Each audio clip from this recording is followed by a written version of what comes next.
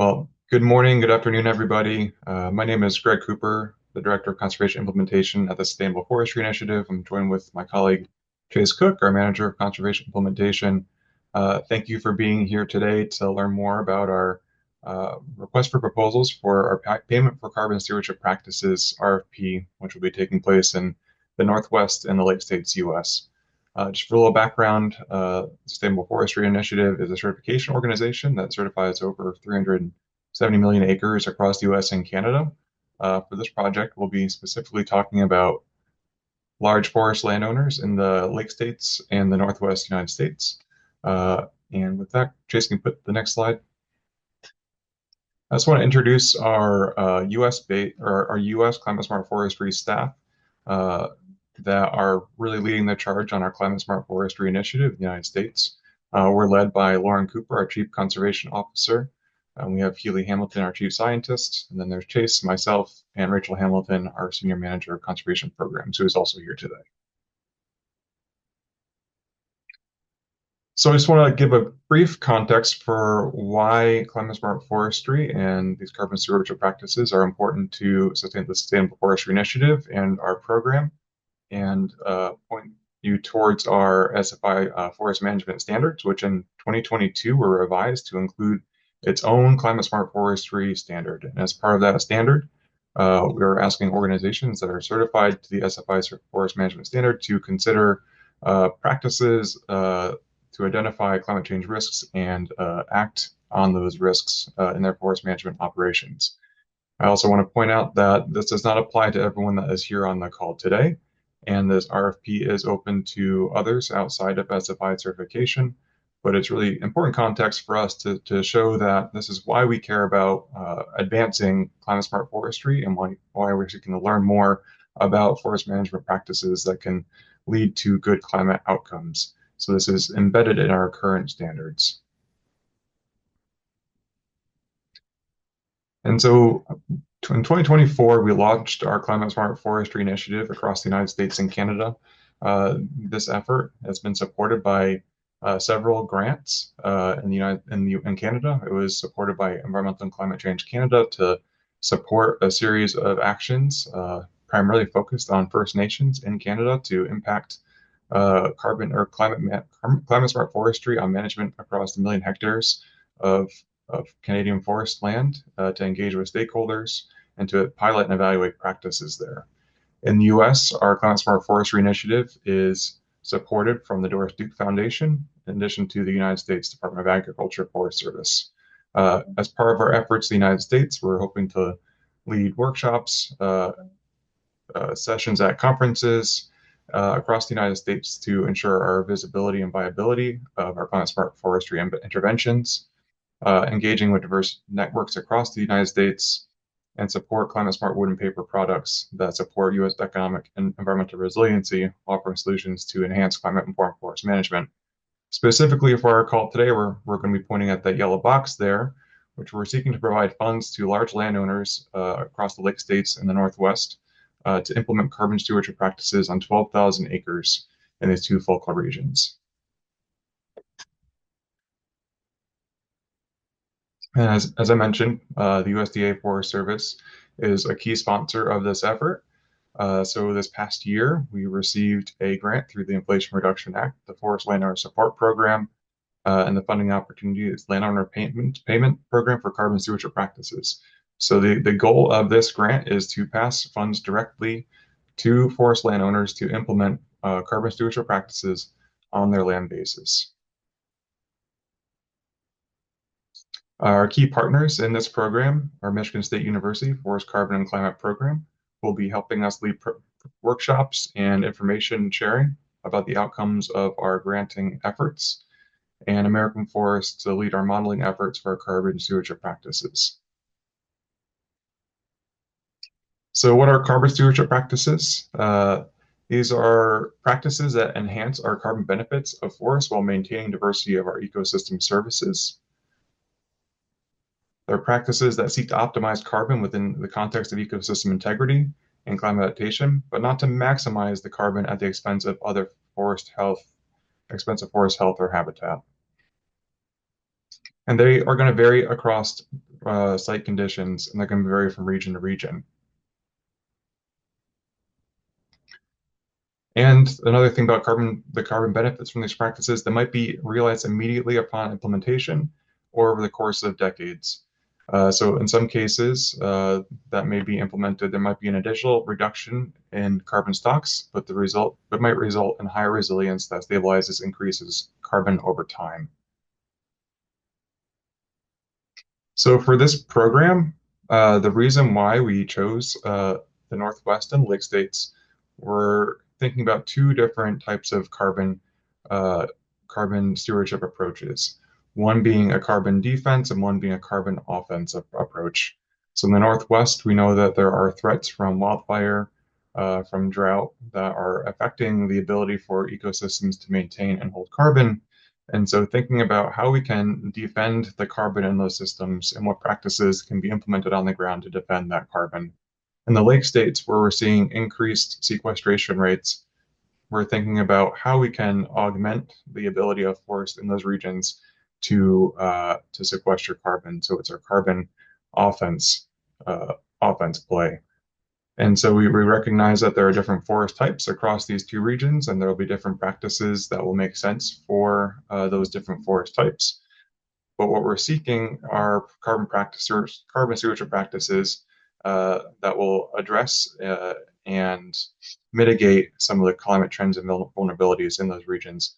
Things like the extreme weather events, increasing in fire activity and drought, or even mitigating effects of heavy precipitation events, shorter, milder winters, or increase in pests and pathogens in the lake states. So as you go through the application process, we do have some pretty high guidance for what kind of practices we'll be looking for. And as we go through the presentation more, we'll get into more about what the application process looks like and what the options and interface will look like for applying these practices. But one of the things I really want to emphasize is that we're looking for a grassroots effort here. We're not trying to be prescriptive in how you may approach your carbon stewardship practices, and that these suite of practices that we see here on this table are really meant to be high level, and we're leaving it to the creativity of the applicants to come up with what those practices will be on the ground and what makes sense for them and for you, and recognizing that there'll be a wide variety of practices that you may propose, and we're hoping that they'll fit within these general boxes that make sense for these regions and evaluating on a case-by-case basis. So the general idea and the general bins that we're thinking about for carbon stewardship practices are identifying and enhancing high-quality reserves, improving natural regeneration diversity, enhancing forest complexity of climate-adapted species, and restoring fire-adapted communities to reduce wildfire severity. These practices could occur in the lake states or the Northwest, but they would look different in both regions depending on the forest types and the conditions that you're facing in those regions. And we're hoping to see a variety of practices that cover different ones of these bins, and we're also hoping to see potential for multiple practices from different applicants. So an applicant can have a practice that identifies and enhances high quality reserves, but also could be restoring fire adapted communities to reduce wildfire severity, recognizing that there could be two separate practices in different places, but also there could be some overlap for practices on your land base. So as an example, just to kind of get you thinking, I wanted to pull an example from the Southeast US, recognizing that this is in neither of the regions that we're talking about, either Lake States or Northwest, because we're really, again, seeking to come up and utilize the creativity of the applicants to this program and not trying to kind of set you along a path of thinking about specifically what we're looking for, because we are pretty open to the practices that may be proposed. And so an example that we're going to be pulling from is from the Adaptive Silviculture for Climate Change program at the Jones Center in Georgia, where as key climate change impacts, they're facing increased temperatures, drought severity, more extreme weather events, increased insects, pathogens, and invasive species, in addition to having more constraints for using prescribed fire on their land base. So examples of the approach from the ASCC network fall into resistance, resilience, and transition buckets. And when we're applying for this, for our RFP here, we're not asking to necessarily put your practices in these different buckets, but just to consider that all of these approaches could be considered carbon stewardship practices that would be applicable for your land base.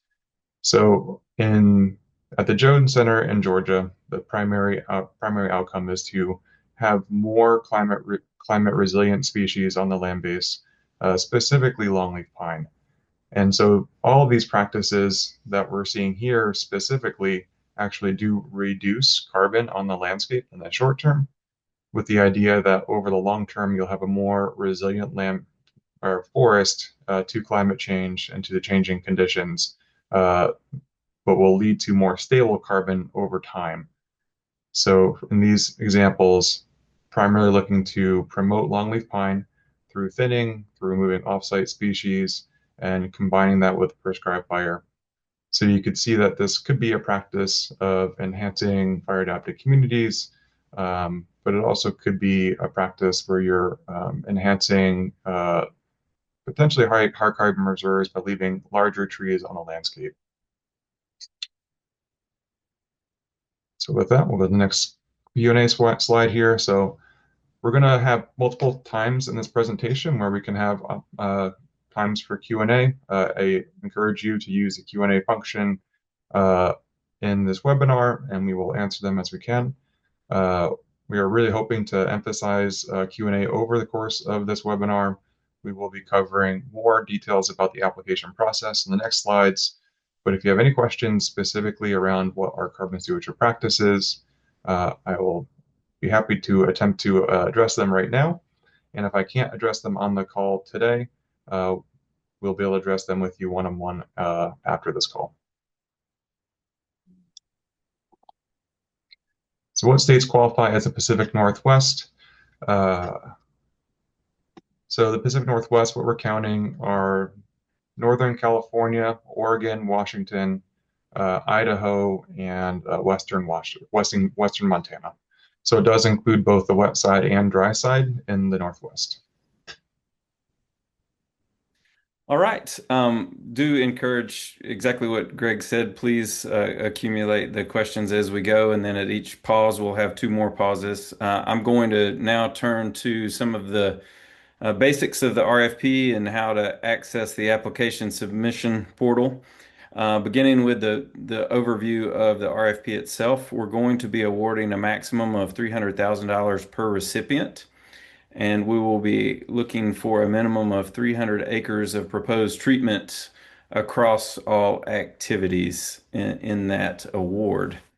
And the additional piece of information, of course, is that we expect to see that the proposed activities fall into one or more of the four broad activity categories that Greg discussed earlier. In terms of eligibility, it's open for large landowners. We're defining this as you are a large landowner if you have responsibility for managing 50,000 acres or more of forest land. As Greg mentioned, the lake states are Michigan, Minnesota, Wisconsin, and then the Northwest region encompasses Idaho, Oregon, Washington, Montana, and Northern California. And you would be prohibited from applying for this if you're already receiving similar funding from USDA for climate smart forestry practices. So in other words, we're asking that no double dipping.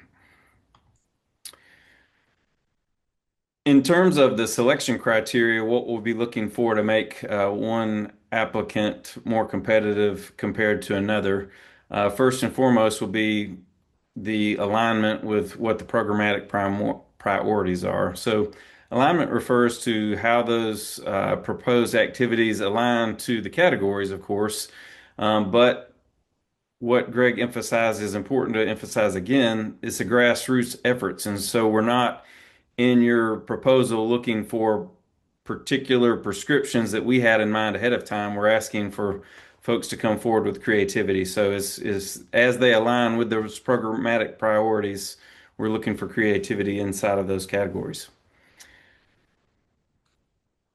Technical merit speaks to the thoughtfulness of your approach that you're presenting in your application. So beyond alignment, is it practical? Is it feasible? Is it logical? And do you have the team or appropriate people to engage for success in that proposal? We're not asking applicants to measure or propose what the carbon ramifications are of the activities per se, but a better way to think about the proposed climate benefit is how your proposal may compare to another. So, to take an extreme example of acceptable activities, if your proposal includes assessing which lands might be more suitable for activities, but you don't actually propose an activity, that would have a very marginal to no benefit compared to a proposal that includes specific land management activities that would have an on the ground impact. So keep that in mind when thinking about what the proposed climate benefit is. And the last point I'll discuss more as I mention some particular questions that you'll find in the RFP, but because this is a grassroots effort, we want to try to gauge different applications and applicants' willingness and ability to collaborate with us in this learning process. So now I'll turn from the eligibility and criteria considerations over into the actual mechanics of how the applications will be submitted. So at the end of this week, the RFP portal will go live, but for now, this website that you see on the screen is alive and it will be the place to access the RFP submissions portal later if you don't have that direct link once we release it. We will be updating folks that were registered for this webinar with the email address to let them know that the RFP is now live, in addition to making the announcement on our website and also posting through our social media channels. So stay tuned. In terms of the RFP interface itself, once we release that public URL, you'll be going straight into the portal itself, which will begin with introductory information, part of which we're covering on this webinar, but giving everybody the same place to start from. And as you scroll down the first page of the RFP submission portal, you'll get to the section of 3 pages that will allow you to enter the actual information for your application. One thing to note, it will be possible for you to save work and then come back to complete the application later. So that's why it would be handy to keep up with the URL you're using. As Greg mentioned, the priority for us is first identifying what your proposed activity is under the categories, and then from there, the different forest types across the 2 regions, the Lake States and the Northwest, will be important to delineate. So in an effort to keep it simple and reduce data entry redundancy, you'll first begin with a drop-down menu that identifies the activity category that you want to use, and then there will be some activity description questions that you'll provide responses for, and also you will be providing the location and some of the forest-specific information. So if, for example, you had a very particular activity in mind that would not vary by locations or regions, perfectly acceptable at the high level to have multiple sites represented in your activity record. But as you get more detailed or specific, or one site might have significant difference in activity from another site in the 2 regions, then you would be permitted to select in the drop-down menu the same activity more than once, but it would be up to you to specify why those activities are different in your open-ended question responses, which I'll talk about in just a second. We will be asking for an overview map. It's important to note we're not in these proposals asking you for proprietary information, but rather an overview that would help us understand your proposal in context. No information you give us in this RFP application will be shared outside of our review process without any prior consent. If for some reason it's not possible to provide us with an overview map, we will have a text entry field in there. Rather than asking for latitude and longitude as indicated on the screen, however, we're going to be asking you to provide the counties and states of your proposed locations, activity locations that is. So if you're not able to provide a map, that will be an option for you. So I've given you an overview of where to access the RFP submission. I've given you an overview of the eligibility requirements and some of the things we'll be thinking about as we rank and sort and compare applications. I do have some more comments about some of the particular questions in our RFP application, but we'll pause there to see if anyone has questions they'd like to ask regarding the topics we just covered.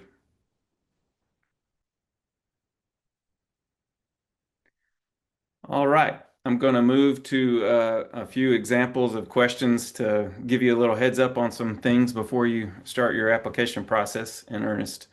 And so, as part of the organization information, we will be asking for a unique entity ID.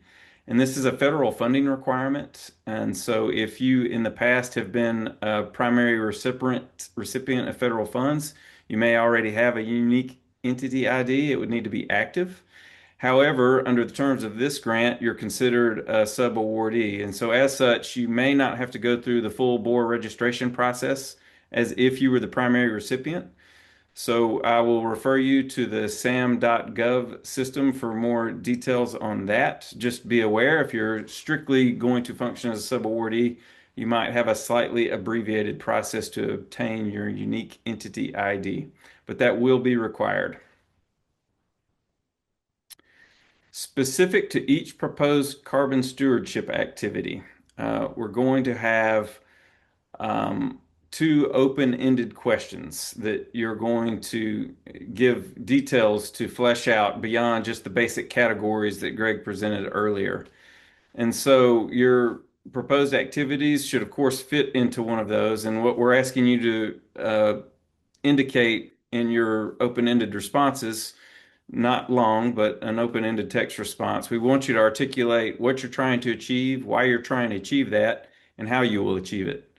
And it's important to note that we would like to know how your proposed activity would be different than your standard management protocols in your day-to-day forest management planning and activities.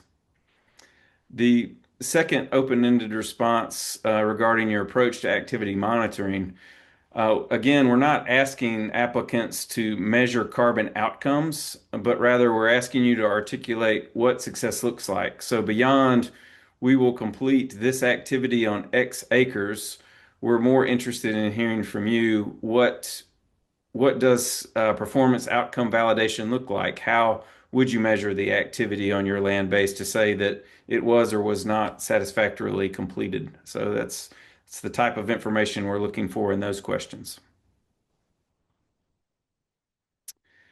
Specific to data and modeling, not specific to the carbon stewardship activities, as I alluded to in an earlier slide, we're interested in gauging applicants' willingness and ability to collaborate with us on this learning process. And so we're not asking for any subawardees to measure outcomes or conduct modeling. That's the responsibility of SFI and our project partners, American Forests and Michigan State University. But our modeling can only be as good as the information that we have to work with, these data, in other words. And so we want to gauge through two types of questions your willingness and ability to support us in the modeling and the measurement activities.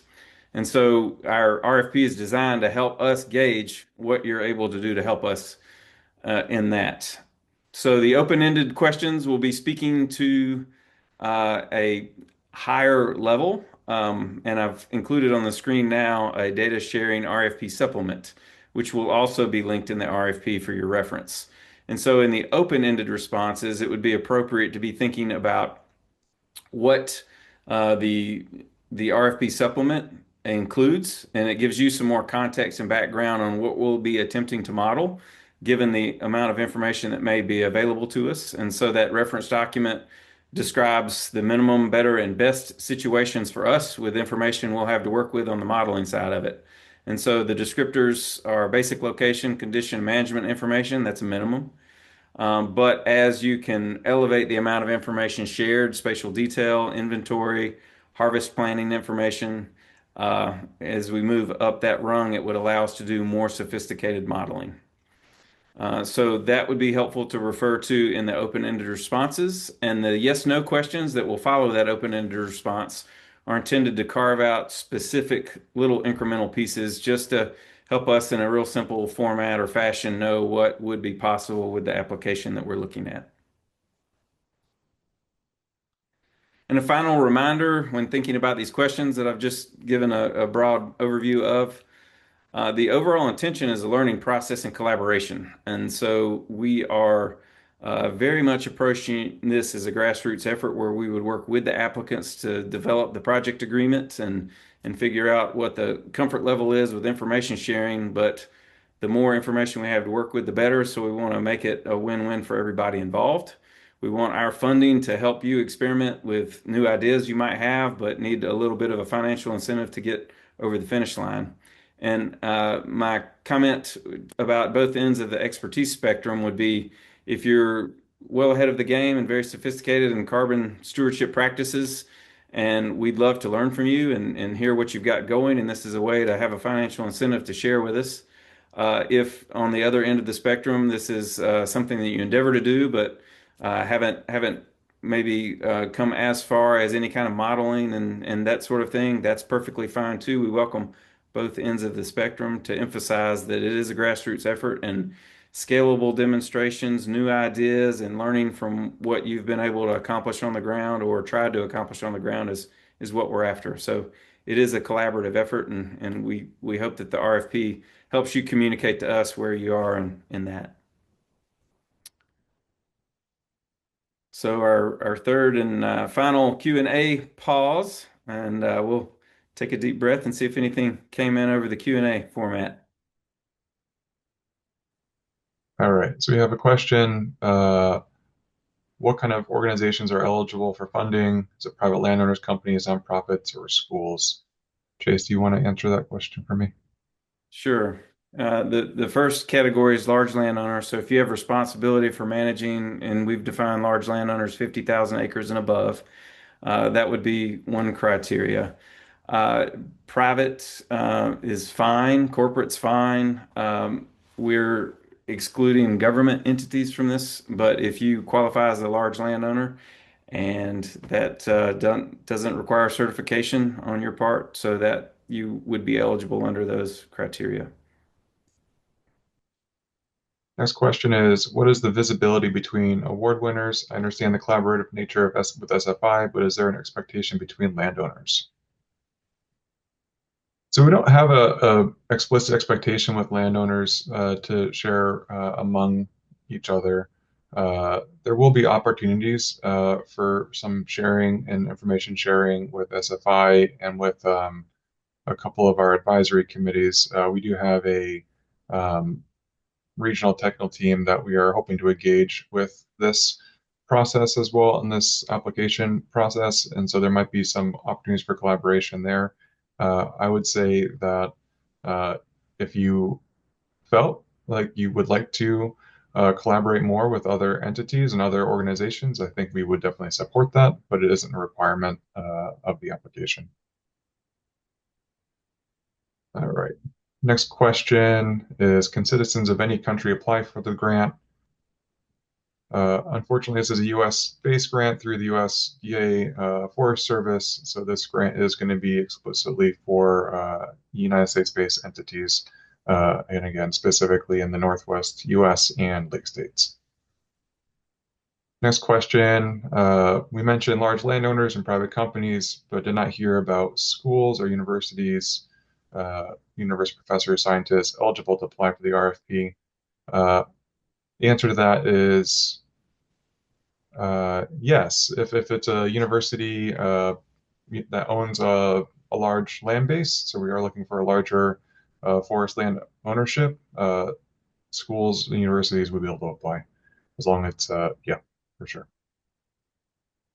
We have one more question here in the Q&A, Chase, that I think would be good to address, which is there a time frame that carbon benefits would need to be realized or measurable? Is there a preference on near term versus long term? And Chase, why don't you give that a crack? Yeah. The short answer is no. We will be on the modeling side, be thinking about the return for the activity, But as we described earlier, there could be scenarios where there is, in the case of some of the fire activities, you could potentially lose carbon on the short end, but you're mitigating against the risk of catastrophic wildfire in the longer term. So the carbon benefits come later. We're not prioritizing short-term or long-term gains in that sense, but rather just looking at the overall activities that you're proposing. So that I think gets to the question. It's more about what diversity of activities are we looking at, and then from there, short or long term would be after the fact. All right, Chase, I think we've given it a bit of a pause there. So why don't you go through our last slides here? Right.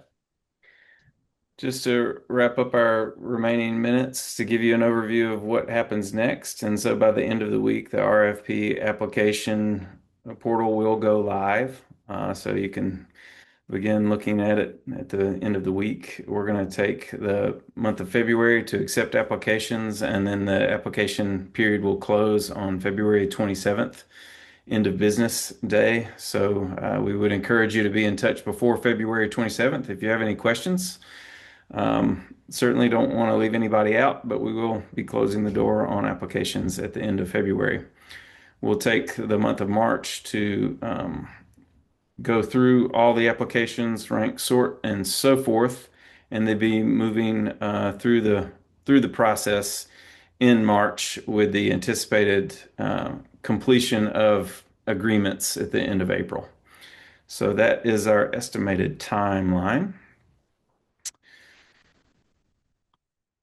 Reminder to please go to the RFP landing page to see updates. If you don't catch an update email from us or social media update and so forth, you can certainly access the information, including an archived version of this webinar and contact information for myself with any technical questions, or Rachel if you have any questions about the portal mechanics themselves. But I'll be your first point of contact for next 45 days or so. So we look forward to hearing from you. And with that, we thank you for your attention today.